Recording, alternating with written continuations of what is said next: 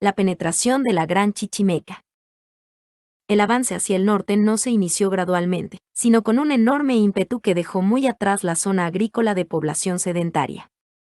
Después de la Guerra del Mistón, los indios huachichiles se replegaron hacia el oriente, y Cristóbal de Oñate, lugarteniente de Nuño de Guzmán, envió al capitán vasco Juan de Tolosa para limpiar de rebeldes la región. Cuando éste fijó su campamento al pie del Cerro de la Bufa, el 8 de septiembre de 1546, descubrió filones de plata y se estableció ahí definitivamente.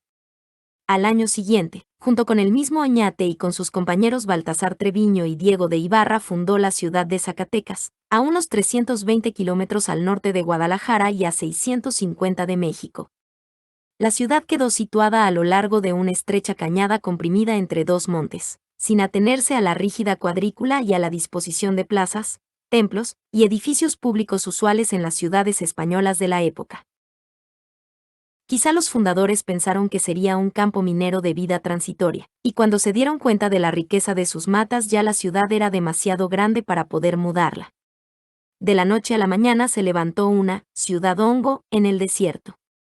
El descubrimiento de las minas provocó una luz de gambusinos, colonos, comerciantes y aventureros que hicieron que a 2 años de su fundación, Zacatecas tuviera 5 iglesias y alrededor de 50 explotaciones mineras, constituyendo la tercera ciudad de la Nueva España. La situación de una ciudad tan aislada y tan distante de las regiones agrícolas, originó en ella escasez de víveres, y una prodigiosa alza de los precios, que se transmitió a toda la Nueva Galicia. El precio del maíz en Zacatecas en 1550 llegó a ser 6 veces mayor que en Guadalajara, donde a su vez se había decuplicado en los últimos 3 años, o sea que en Zacatecas, en 1550. El maíz costaba 60 veces más que en Guadalajara en 1547. El precio del trigo subió un poco menos en Guadalajara, solo un 500% en 3 años. Como los mineros estaban obligados a dar de comer a sus trabajadores y también a sus mulas, en tiempo de secas, por falta de pasto, y como la diferencia de precios justificaba los riesgos, se desarrolló un tráfico de carretas, y después de carros más pesados, que recorrían los caminos, que al mismo tiempo se iban abriendo, desde la Mesa Central, Michoacán y Jalisco hasta Zacatecas. El maíz lo distribuían los patrones a sus trabajadores, a razón de un cuartillo diario o 1.9 litros por persona, amén de una cantidad menor de frijol. La exportación de productos agropecuarios y de otras mercancías, desde el centro del país al norte minero, persistió a lo largo de los siglos XVI y XVII, y no desapareció del todo en el XVIII. A pesar de todo, Zacatecas llegó a ser una de las ciudades mejor abastecidas. No era posible, sin embargo, que la actividad minera dependiera totalmente de la importación, y por ello se fueron desarrollando en cada localidad actividades no mineras. La primera fue la ganadería. La demanda zacatecana de bueyes y mulas era enorme, pues estos animales eran indispensables tanto para el transporte como para mover las trituradoras de mineral, sobre todo cuando no había arroyos suficientes para la molienda. Con el establecimiento de Zacatecas, se inició la migración constante hacia el norte de grandes cantidades de ganado, debido a que se siguieron descubriendo nuevos centros mineros, y a que las regiones septentrionales resultaron ser aptas para la ganadería. Las explotaciones mineras siguieron integrándose, y en poco tiempo contaron, no solamente con hatos de mulas y bueyes, sino también con campos donde cultivar maíz y trigo, y también con bosques, o mejor dicho chaparrales, donde obtenían el combustible indispensable para sus hornos, esto último, con terribles consecuencias ecológicas.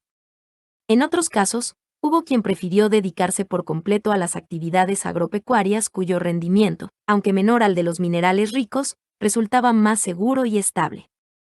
Estas explotaciones surtieron de alimentos, mulas y cueros a las minas, y cuando éstas se agotaron, persistieron como empresas rentables. Frecuentemente se escogía la localización de las haciendas beneficiadoras de minerales a gran distancia de las minas, hasta 22 leguas o 92 kilómetros, porque se prefería establecerlas a las orillas de las escasas corrientes de agua, que suministraban fuerza motriz, riego y lavado de minerales, aunque hubiera que transportar el mineral desde la mina al lomo de mula. Para encontrar el agua, los campos y los chaparrales indispensables, los alrededores de Zacatecas fueron explorados minuciosamente, lo que condujo al descubrimiento de nuevas minas. Para 1554 estaban descubiertas las de Chalchihuites, Sombrerete, San Martín de Noria, Santiago y Nieves, y en ellas se fueron repitiendo los fenómenos de emigración, incremento de la demanda, aumento de precios y establecimiento de actividades agrícolas, ganaderas, comerciales y de transporte que caracterizaron el caso zacatecano. Zacatecas fue, en frase feliz de Enrique Florescano, la madre del norte. Conforme crecía la producción de las minas septentrionales, fueron haciéndose más ricos los cargamentos entre el centro del reino y las poblaciones mineras, lo que despertó la codicia de los chichimecas que iniciaron sus ataques a las recuas y carros. Los chichimecas eran indios nómadas muy primitivos que se agrupaban en pequeñas tribus independientes entre sí. Sin embargo, se pueden clasificar en agrupaciones tribales mayores, a las que se llamó naciones, en función de afinidades lingüísticas y culturales y del territorio que ocupaban. Las 4 naciones principales fueron los huachichiles, los guamares, los zacatecos y los pames. Los huachichiles ocupaban el territorio más extenso, y dominaban desde el norte del actual estado de Guanajuato hasta la actual ciudad de Saltillo. Su centro principal era el Tunal Grande, es decir, el área semidesértica del centro y norte del estado de San Luis Potosí, cubierta de nopales y mezquites. Los pames eran los menos belicosos. Se localizaban en el norte del hoy estado de Querétaro y en la parte sudoriental de San Luis Potosí. Los guamares habitaban al norte del río Lerma en lo que hoy es el estado de Guanajuato. Las tierras de los zacatecos limitaban al este con el Gran Tunal, al noroeste con los tepehuanes hasta muy cerca de Durango, por el norte merodeaban hasta Cuencamé y Parras y al sur llegaban hasta Aguascalientes. Además de estas 4 naciones, había otras muchas tribus entre las que se destacaban las de los tepeques en el noroeste de Jalisco y en Nayarit, y los cascanes, cocas y tecuexes que se interponían entre Guadalajara y Zacatecas. Los asaltos chichimecas en los caminos se convirtieron en una verdadera guerra. El primer encuentro se produjo en 1550, cuando los zacatecos destruyeron unos carros conducidos por indios tarascos que se dirigían a las minas a vender paños. Al año siguiente, los guerreros huachichiles y los guamares empezaron a atacar en el camino México-Zacatecas, y en la sierra de Guanajuato en busca de botín. Muy pronto en todo el altiplano, de Guanajuato al norte, y de la Sierra Madre Occidental a la Sierra Madre Oriental, se generalizó la matanza y destrucción en una guerra sin cuartel que duró 50 años, y costó más vidas que las que se perdieron en todas las guerras de conquista de Cortés y sus capitanes. La guerra tuvo varias etapas. La primera, de 1550 a 1568, bajo el gobierno de los virreyes don Luis de Velasco, padre, de 1550 a 1564, y el marqués de Falces de 1566 a 1567, se caracterizó por el desconcierto de los españoles y sus aliados los mestizos, y los indios sedentarios ante el valor y la ferocidad de los chichimecas, y por el tipo de guerra que se libró en los inmensos desiertos. En esta confrontación entre una cultura avanzada y pueblos primitivos, fueron estos los que durante mucho tiempo sacaron la mejor parte. Al principio, los blancos creyeron que les sería más fácil derrotar a estos nómadas, que lo que le fue a Cortés batir a los pueblos avanzados de Mesoamérica, cuando advirtieron su error era tarde. Los primeros triunfos enardecieron a los chichimecas que se lanzaron contra los que osaron salir a los caminos. El éxito chichimeca se debió a varias causas. La primera fue su conocimiento de la tierra, que les permitía materializarse de la nada, atacar en los lugares menos esperados y esfumarse sin dejar rastro. Los arcabuces y ballestas perdían su eficacia porque las emboscadas eran al amanecer o al atardecer, cuando la visibilidad era menor. Como los chichimecas estaban habituados a los alimentos que ofrecía el desierto, tenían mucha mayor movilidad que los sedentarios que tenían que permanecer cerca de sus animales domésticos, sembradíos y almacenes de bastimentos importados. Los alimentos de los nómadas fundamentalmente eran derivados de los cactos y mezquites, como tunas crudas y secas, y el corazón, las pencas y las flores de los cactos que a veces se horneaban dentro de tierra en barbacoa, un pan blanco que hacían de mezquite y que duraba por meses, camotes y yucas y algunos animales como gusanos, víboras, ratas y ranas que los blancos requirieron mucho tiempo en aceptar comer. Por su parte, los chichimecas se aficionaron a la carne de res, y esto los hacía redoblar sus incursiones contra las estancias y ranchos ganaderos. Un segundo factor era la maestría con que manejaban el arco y la flecha. Disparaban con increíble rapidez, tenían una asombrosa puntería, y sus delgadas flechas, con puntas de obsidiana, poseían un poder de penetración superior al de las armas españolas equivalentes. También fue un factor importante la valentía y destreza con que luchaban. Su denuedo en parte se debía a las bebidas alcohólicas y drogas que tomaban antes de entrar en combate, pero también a que desde niños, en sus juegos, se les acostumbraba a la caza y a la guerra, y a que despreciaban a los indios sedentarios y a veces a los mismos españoles, por mostrar menos encarnizamiento en la pelea. A sus enemigos, en cambio, los paralizaba de terror la costumbre chichimeca de someter a horribles torturas y mutilaciones a los prisioneros, que a veces eran también objeto de canibalismo ritual.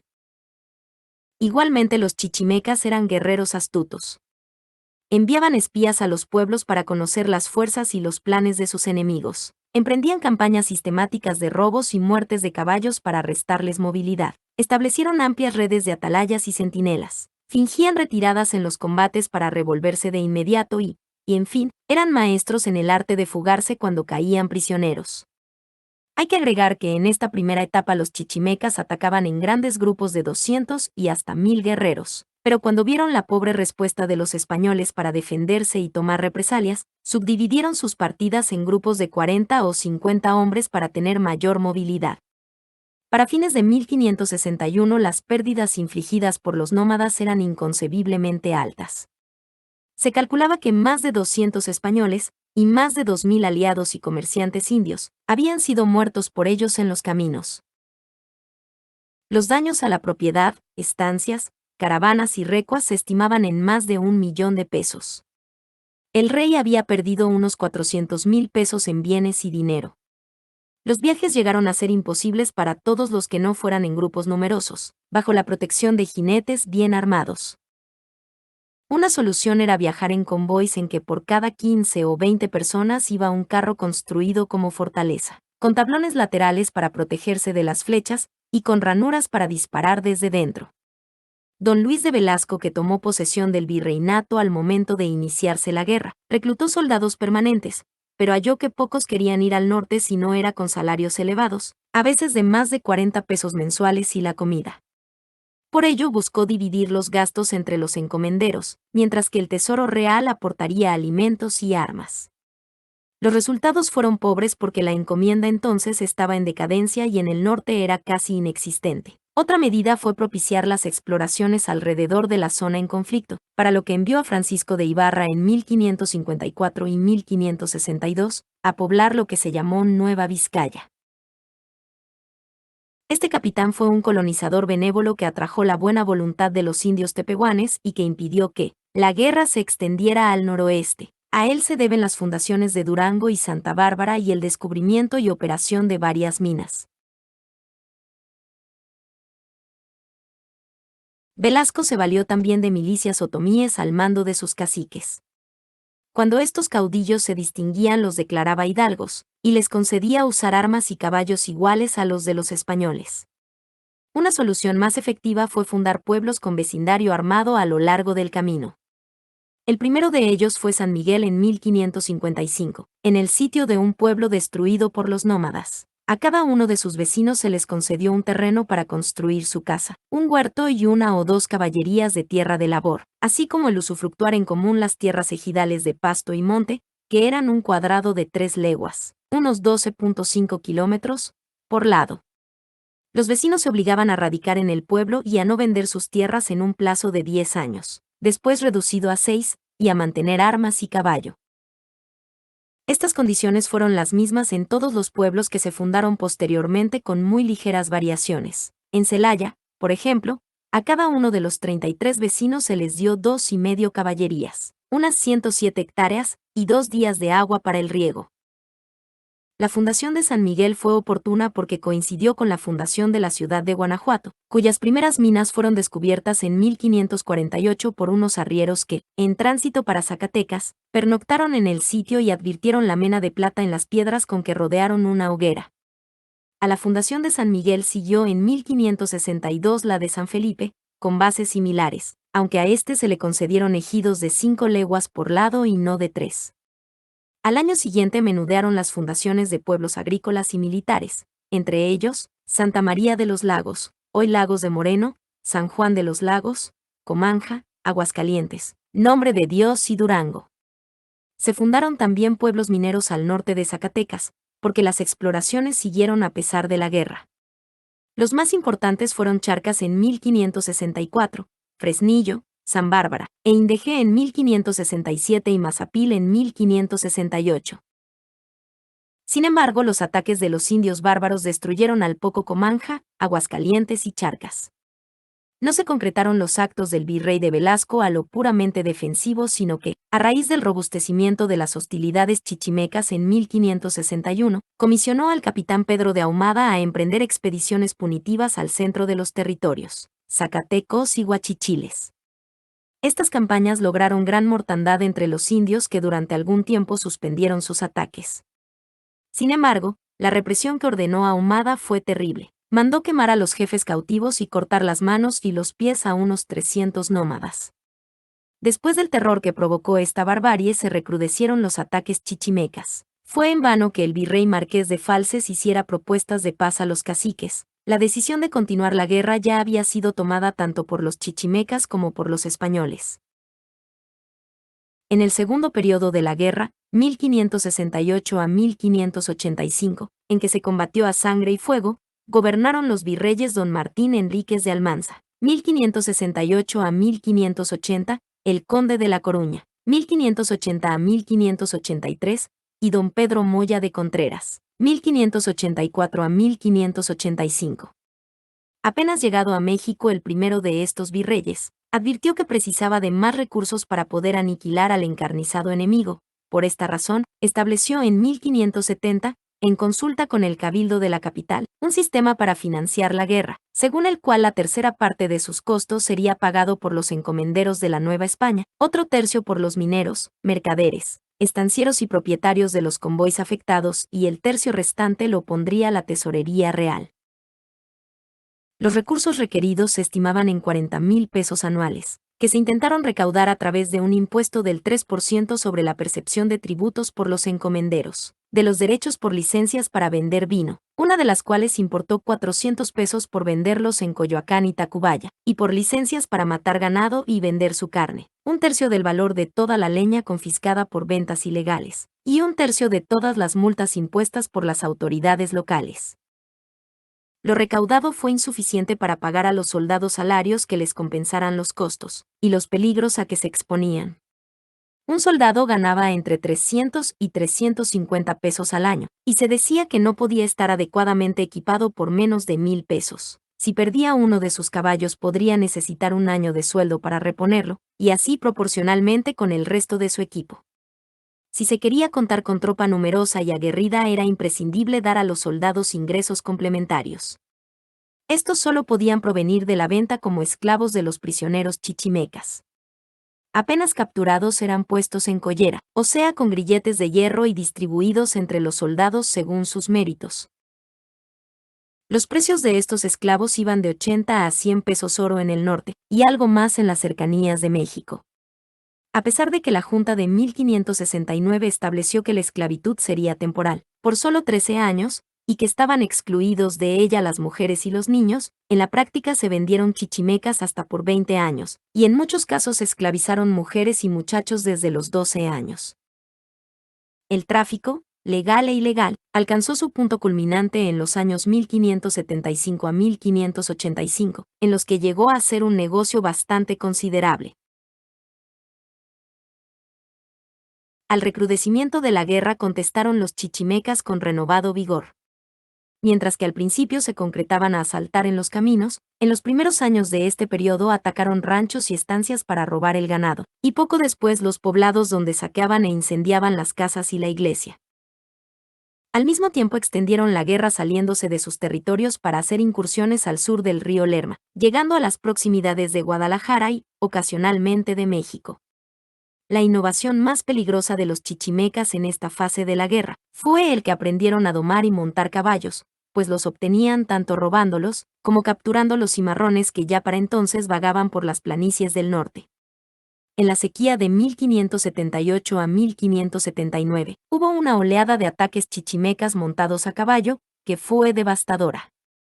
Entre Guadalajara y las minas del norte los asaltos eran diarios, al igual que en las zonas de Nochistlán, Tlaltenango y Golotlán, Las minas de la región de Tepic estaban quedando abandonadas. En Chalchihuites el peligro indio había reducido las operaciones mineras a solo 4. En las minas de San Martín se suspendió el trabajo. Jerez y Mazapil estaban virtualmente sitiados y por doquier había despoblación y ruinas.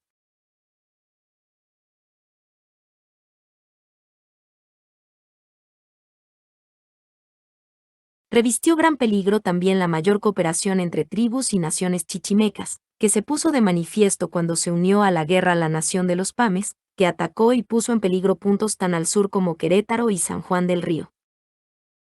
Simultáneamente, el gobierno tomaba medidas igualmente enérgicas para proseguir la guerra. Una fue centralizar la dirección de las milicias en 2 tenientes generales, uno para la jurisdicción de la Audiencia de México y otro para la de Guadalajara.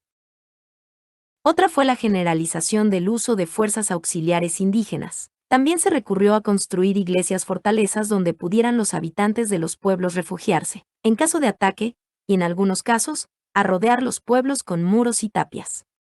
Lo más importante de todo fue el establecimiento de presidios por el virrey Enríquez de Almanza.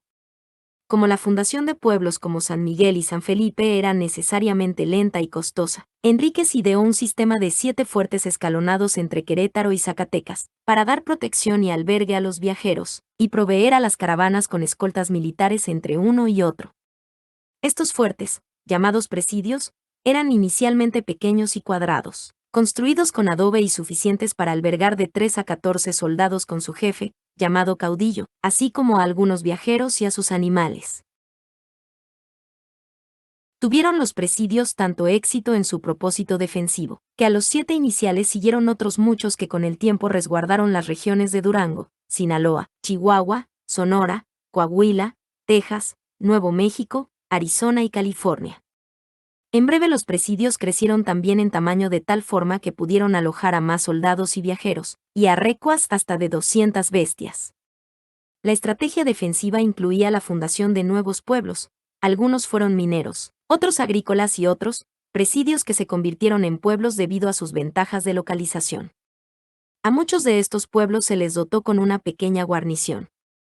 Las principales fundaciones de esta época fueron Cuencamé en 1569, Celaya y Jerez en 1570, Silao en 1571, León en 1575, la Villa de San Luis, después Monterrey, en 1577, Saltillo antes de 1578, Monclova y Cuatro Ciénegas en 1578. Charcas y Aguascalientes volvieron a fundarse en 1573 y 1575 respectivamente. La cadena de presidios mejoró la seguridad de los caminos, pero no impedía la infiltración de los chichimecas a las zonas pobladas, ni menos los ataques a los ranchos y estancias, ni muchísimo menos lograba el propósito de pacificar la Gran Chichimeca. Además, el gran defecto del sistema era que exigía un gran número de soldados, la mayoría de los cuales estaban inmovilizados en sus fuertes, dejando el campo libre a los nómadas. Por esta razón, el virrey conde de La Coruña incrementó fuertemente las tropas, y buscó darles una paga ligeramente superior. Pero lo intentado era superior a las posibilidades del real erario, e inferior a lo necesario para derrotar a los chichimecas, a pesar de que se empezaron a usar patrullas volantes de 9 o 10 jinetes bien armados, guiados por un caudillo, o de 20 o 30 mandados por un capitán que exploraban la frontera, rescataban cautivos, y perseguían a los depredadores hasta su propio territorio. El verdadero fortalecimiento de las tropas virreinales consistió en que, ya para mediados de la década de los 80 estaban compuestas de soldados veteranos, en su mayoría nacidos en el país, curtidos en la guerra, habituados a comer, moverse y vivir en el desierto y conocedores de los ardides del enemigo. También era una ventaja para las milicias virreinales el que los chichimecas hubieran resentido grandes bajas, no solo entre sus guerreros, sino también entre sus mujeres y muchachos que con frecuencia morían en los combates o eran esclavizados. Su creciente debilidad demográfica no era perceptible en la lucha porque se compensaba con el uso de los caballos, pero se manifestaba en un más ostensible deseo de parlamentar cuando tenían confianza en algún capitán de los blancos.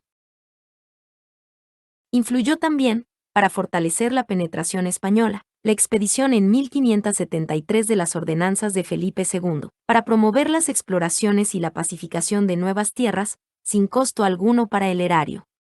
A los organizadores de las expediciones se les otorgaban los títulos de adelantados y capitanes generales, para sí y para un heredero, la facultad de conceder encomiendas, de repartir tierras, de establecer mayorazgos y de poseer la cuarta parte de la villa que fundaren. Cuando alguno de estos pueblos llegaba a reunir 15 vecinos españoles recibía el título de villa, y si llegaba a 100, el de ciudad. Algunos de los capitanes que se distinguieron en la guerra pudieron amasar una cuantiosa fortuna. Y a otros, aunque estuvieron a punto de hacerlo, se los impidió la muerte, una expedición desafortunada o un enfrentamiento con la justicia. Entre los que se enriquecieron, se encontraron Rodrigo del Río de Loza, y los vascos Francisco de Ibarra y Francisco de Urdiñola. En el segundo caso, Miguel Caldera, que murió cuando estaba por explotar las minas de San Luis Potosí, y don Luis de Carvajal, que después de varias hazañas en el Pánuco y de haber pacificado el nuevo reino de León, donde fundó la villa de San Luis, hoy Monterrey, fue encarcelado por la Inquisición, por haber traído entre sus parientes y compañeros muchos cristianos nuevos, que en realidad eran cripto-judíos fervorosos.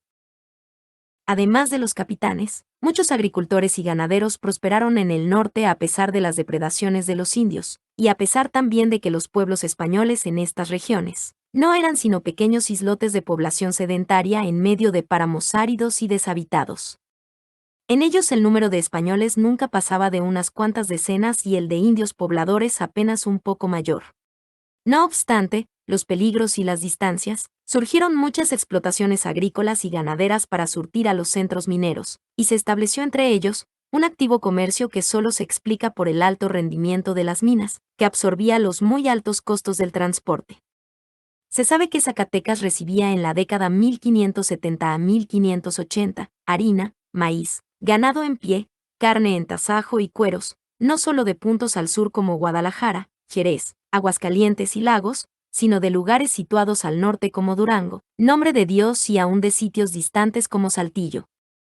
Con los nuevos centros mineros descubiertos se repitió el proceso de Zacatecas. Emigración de trabajadores y aventureros, altos precios, importación de alimentos desde lejos, creación de ranchos agrícolas y ganaderos en los alrededores, fundación de nuevas poblaciones proveedoras y finalmente de nuevos presidios y obras defensivas, solo que entonces los intereses en juego eran mucho mayores y las distancias enormes. Los puestos avanzados durante mucho tiempo fueron Santa Bárbara, en el actual estado de Chihuahua, 700 kilómetros al norte de Zacatecas y en el noreste, Monclova y Cuatro Ciénegas, a más de 1000 kilómetros de México. En estos enormes espacios, el sistema de presidios era costoso e inadecuado, y el ensayo del conde de La Coruña había demostrado que no era posible ganar la guerra por medio de lanzar más tropas al conflicto. Al contrario, a mediados de la década de los 80 la guerra había alcanzado su máxima intensidad. Da principio de esta manera la tercera y última etapa de la guerra, 1585 a 1600, en la que tuvieron las riendas del gobierno tres grandes virreyes: el marqués de Villamanrique, 1585 a 1590. Don Luis de Velasco, hijo, nombrado marqués de Salinas, 1590 a 1595, y el conde de Monterrey, 1595 a 1603. La acción de Villamanrique fue decisiva para pacificar al país. A su llegada era obvio que habían fracasado las estrategias de guerra a sangre y fuego, y de defensa escalonada por medio de presidios. El rey se mostraba inquieto por los crecientes costos de la guerra, y aunque quedaban muchos que seguían pidiendo guerra a muerte, cada vez se levantaban más voces aconsejando soluciones más conformes al Evangelio. El virrey se dio un respiro para poder informarse a fondo de todas las facetas de la guerra, y gracias a esta inquisición se convenció de que la mayoría de las opiniones sobre el conflicto estaban dictadas por intereses egoístas. Confirmó también su convicción de que la causa principal de la guerra eran los soldados que no deseaban la pacificación, porque con ella se acabarían sus salarios y sus ingresos por la venta de esclavos, y que con sus ataques a los indios, aún a los pacíficos, para esclavizarlos suscitaban el odio general. Para mantener bajo control la evolución de la guerra y para evitar estos abusos, el marqués de Villamanrique centralizó la administración de la guerra, nombrando un solo teniente general para toda la Nueva España, Nueva Galicia, Nueva Vizcaya y Nuevo León.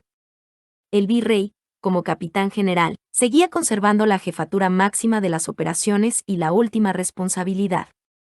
Poco a poco fue el virrey reduciendo las milicias y el número de ataques dentro del territorio chichimeca, y aún trató de abandonar el sistema de presidios, al mismo tiempo que entraba en negociaciones con las principales tribus chichimecas, a las que ofreció abastecerlas de carne de res, maíz y paños, reconocerles la posesión de tierra y darles los aperos necesarios para dedicarse a la agricultura, a cambio de su pacificación.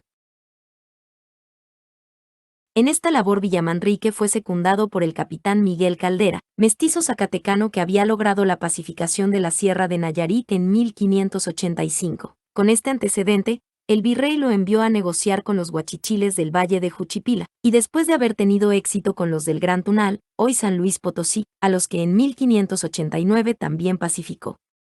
En misiones similares fueron enviados los capitanes Francisco de Urdiñola y Gabriel Ortiz Fuenmayor. Al capitán Francisco de Avellaneda se le encomendó, con únicamente 30 hombres, recorrer continuamente el país chichimeca, prestando ayuda a los colonos cuando fueran atacados, pero con órdenes estrictas de impedir cualquier agresión contra los indios, pacificados o no. Como por arte de magia disminuyeron las hostilidades hasta casi desaparecer. Cuando en 1590, don Luis de Velasco II sucede a Villamanrique, el país estaba casi pacificado aunque todavía había ataques y cualquier imprudencia podía encender de nuevo la guerra, tanto más peligrosa cuanto que el anterior virrey había desbandado las tropas de los presidios. Por ello, Velasco, más realista que su predecesor, repartió una parte de los fondos para la pacificación entre los soldados y mantuvo un cuerpo de reserva. Excepto en esto, el segundo Velasco prosiguió y completó la obra de Villamanrique. Su plan se compuso de 4 puntos. El primero, gastar los fondos que antes se destinaban a la guerra, en hacer regalos y aprovisionar de carne y otros alimentos a las tribus que se pacificaran. En esta obra conservó al mestizo Caldera, de quien dijo que era el hombre más indispensable de estos reinos, que ha sido el primero y más grande promotor de la paz.